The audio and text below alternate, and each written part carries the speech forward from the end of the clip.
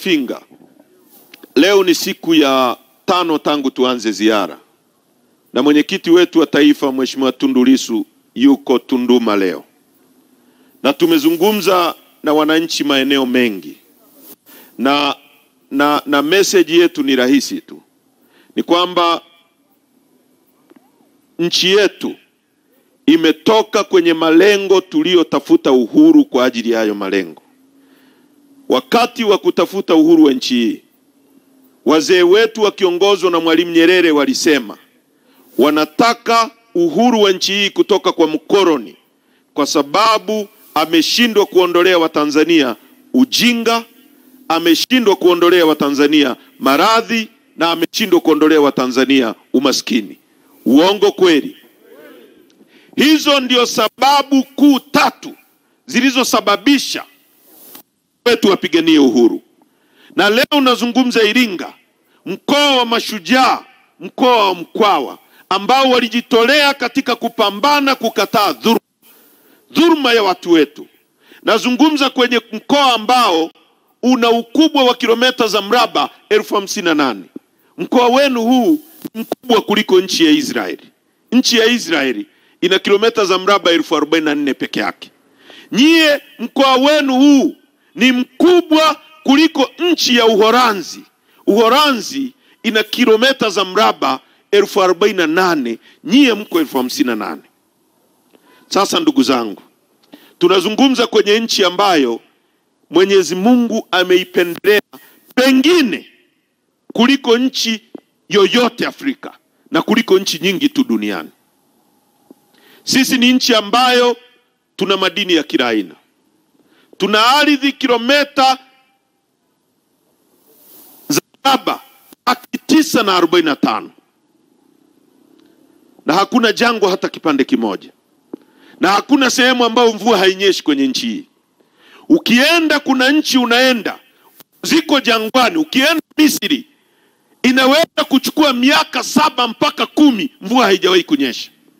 Ukienda Dubai unayoisikia, mvua inaweza kuchukua miaka 6 haijawahi kunyesha. Mpaka wametengeneza mvua yao huko hewani, wameweka mabomba huko, huwa wanayafungulia wakati mwingine yanamwaga maji chini, kwa sababu ni jangwa. Lakini hapa tuko kwenye nchi ambayo ukichukua Kenya, ukichukua Rwanda, ukichukua Burundi, ukichukua Uganda, combine ukizichanganya, bado hazifikii ukubwa wa nchi yetu. Na tumejaliwa sana. Ukianzia kanda ya ziwa kule kwetu, ukianzia Nyamongo, Tarime ni dhahabu. Ukienda Geita ni dhahabu. Ukienda Kahama ni dhahabu. Ukienda Shinyanga ni dhahabu. Ukienda Buzwagi ni dhahabu. Ukienda Mbowe ni dhahabu. Ukienda Chunya ni dhahabu. Ukienda Singida ni dhahabu. Tanzania ni nchi ya 3 kwa kuzalisha dhahabu nyingi duniani. Leo nilikuwa naangalia gramu moja ya dhahabu ni 255. 255. Hii ni nchi ambayo dunia nzima ni nchi pekee inayotoa Tanzanite. Haipatikani kwingine kokote duniani isipokuwa Tanzania. Leo dunia imeanza kutengeneza magari. Wanaondoka kwenye magari yanayotumia nishati ya petroli na diesel, tengeneza magari yanayotumia betri za kuchaji, yanachajiwa kama simu. Kuna madini yanaitwa rare metal ya kutengeneza hizo betri za magari, yanapatikana Tanzania.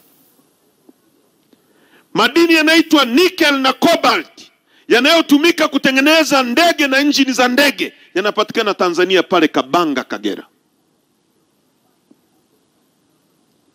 Kuna urani, madini yanayotumika kutengeneza mabomu ya nuclear, hapo Seru.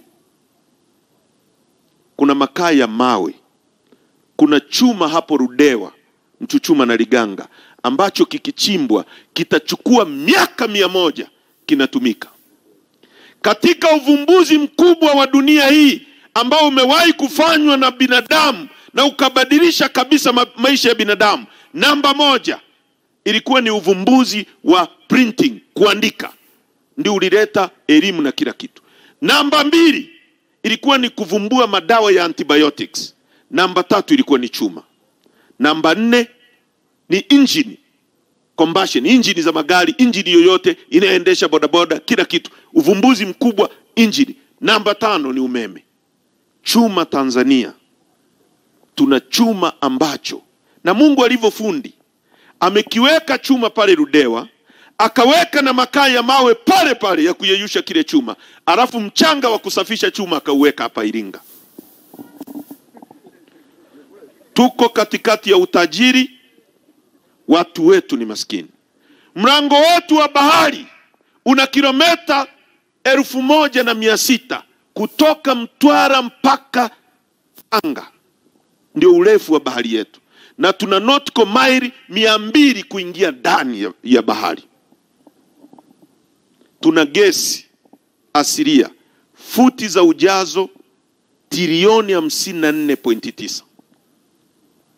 Tuna watu, tuna ardhi, lakini watu wetu ni maskini. Vijana wetu hawana kazi za kufanya, wanafanya betting. Nchi yetu inahujumiwa. Viongozi tulionao ni viongozi wanaofikiria kijinga na kutenda kijinga. Wanaharibu nchi. Leo hii watu wa Iringa niwaulize, hakuna nchi yoyote inayoweza kuendelea. Hakuna nchi yoyote inayoweza kuendelea na kuendeleza watu wake na kutoa ajira kwa watu wake kama huwezi kuwa na basic industries, viwanda vya kawaida vile vya mwanzo. Ndio maana Mwalimu Nyerere alipoingia alianza kutengeneza viwanda ZZK Mbeya, viwanda vya kutengeneza machines za kilimo, kwa sababu hili eneo lenu lote kuanzia Mbeya, nyanda za juu kusini ya zamani, ni eneo la kilimo, ni eneo linaitwa basket of the nation. Akatengeneza viwanda vya pamba, vya kuchakata pamba. Kule kwetu kuna gineries kila sehemu. Akatengeneza viwanda vya magari, vya kutengeneza spare za magari, basic industries. Miaka ya 70 nchi hii tulikuwa tunazalisha tairi. Mimi nimekuwa, babangu alikuwa Land Rover inatumia tairi za General Tires kutoka Arusha. Hivyo ndivyo nchi inavyoandaliwa kwenye kutake off. Leo miaka 60 baadaye, nchi hii unaenda kwenye mgahawa hapa Iringa, unakuta tomato sauce ya American Garden ketchup. Unatengenezaje ajira kwa watu wako? Kama tomato sauce peke yake unaagiza kutoka Marekani, yani unachukua hela ya mtu Iringa hapa, unaisafirisha kwenda kununua tomato sauce ikatengeneza ajira Marekani. Huwezi kutengeneza kiwanda cha kutengeneza tomato sauce hapo Kiroro ambapo wanalima nyanya, kiajiri vijana wako, wale vijana wakulipe serikalini pay as you earn. Ukipata ile pay as you earn, serikali itapata pesa nyingi, itaajiri walimu wanaosambaa mtaani. Mwalimu akiajiriwa akiletwa Iringa, atanunua kitanda hapa kwa mtu anayetengeneza vitanda hapa Iringa. Huyu atapata pesa, atanunua ubao kwa mtu anayetengeneza mbao, anayeranda mbao. Yule mwenye mbao ataagiza bodaboda mletee mbao zaidi, fedha itazunguka. Unachukua unapeleka nje. Basic industry. Toothpick tunaagiza China.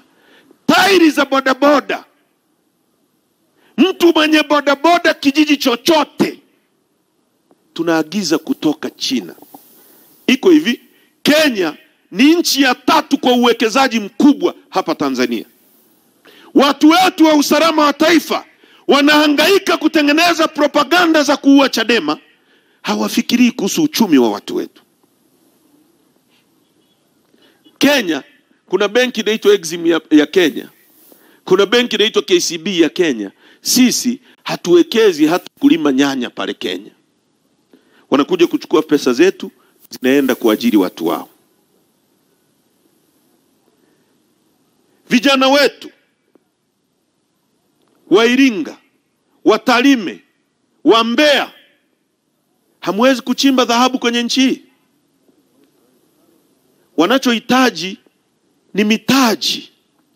ni kuwa na benki rafiki. Iko hivi, ukienda pale Kenya tu hapa jirani, vijana mkiwa 10, mkiwa na wazo la kibiashara, kwa mfano hapa Iringa si yupo Asasi anauza maziwa. Ukisoma takwimu za serikali nchi hii, mwaka jana tumeagiza maziwa kutoka nje ya nchi ya bilioni 31. Na mimi niko nazungumza na Asasi, ananiambia yeye anahitaji lita 50,000 kwa siku za kuchakata, hawezi kupata maziwa. Anafuata maziwa mpaka kule Kituro.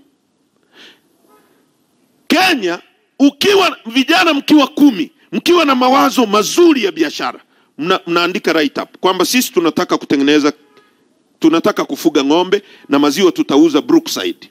Brookside ni kampuni ya maziwa. Ukienda kwenye mashelfu huku kwenye maduka utakuta maziwa ya Brookside. Hatuna mtaji. Tunahitaji eneo, tunahitaji ng'ombe labda 50, tunahitaji dipu ya kuwasafishia, na tunahitaji capital ya kuendesha mpaka tutakapovuna. Unapeleka benki. Mnaenda mnachukua vitambulisho vyenu watu 10 kama vile vitambulisho vya taifa. Mnapeleka benki na lile andishi lenu. Benki inaenda inawanunulia ardhi, inawanunulia ng'ombe, inawapa mtaji wa kuendeshea.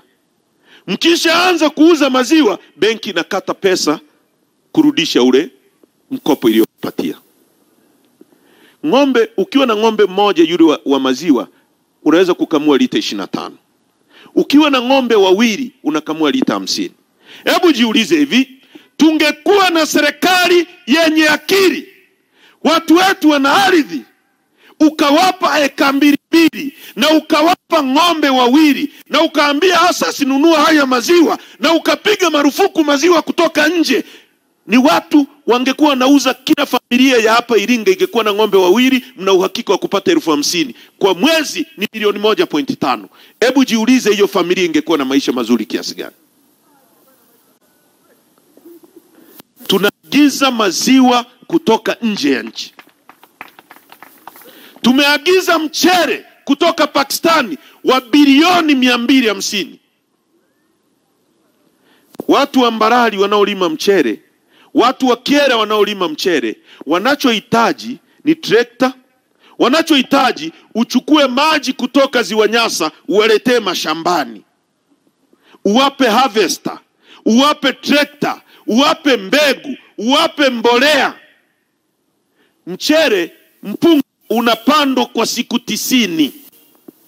Hawa watu ukiwaletea maji, baada ya siku 90 watavuna, watamwaga maji kwenye majaruba, watapanda, hawatasubiri msimu wa mvua, watavuna kwa mwaka, watavuna mara 3. Tunachukua fedha hizo tunazipeleka nje kuagiza mchere. Tumeagiza ngano ya bilioni 504 kutoka Ukraine, kutoka mpaka Saudi Arabia jangwani. Wanaochukua udongo kutoka Zimbabwe wanaenda kulima ngano kwenye udongo wa kusafirisha na ndege. Watu wa hapo Makete wanachohitaji ni trekta, wanachohitaji ni soko la uhakika. Serikali yenu imeagiza chuma cha dola za Kimarekani bilioni 1.2, trilioni 3. Nikiwa bungeni mwaka 2016, nikiwa nasoma budget ya wizara kivuli ya nishati na madini, nilikuwa waziri kivuli wa nishati. Nikamwambia Rais Magufuli kupitia ile hotuba, ingieni YouTube. Nikamwambia Rais Magufuli, kabla haujaanza kujenga bwawa la Mwalimu Nyerere, kabla haujaanza kujenga SGR, jenga kwanza chuma chetu pale. Jenga kiwanda cha chuma pale Rudewa. Kile kiwanda kilikuwa kinaenda kuajiri watu 60,000 direct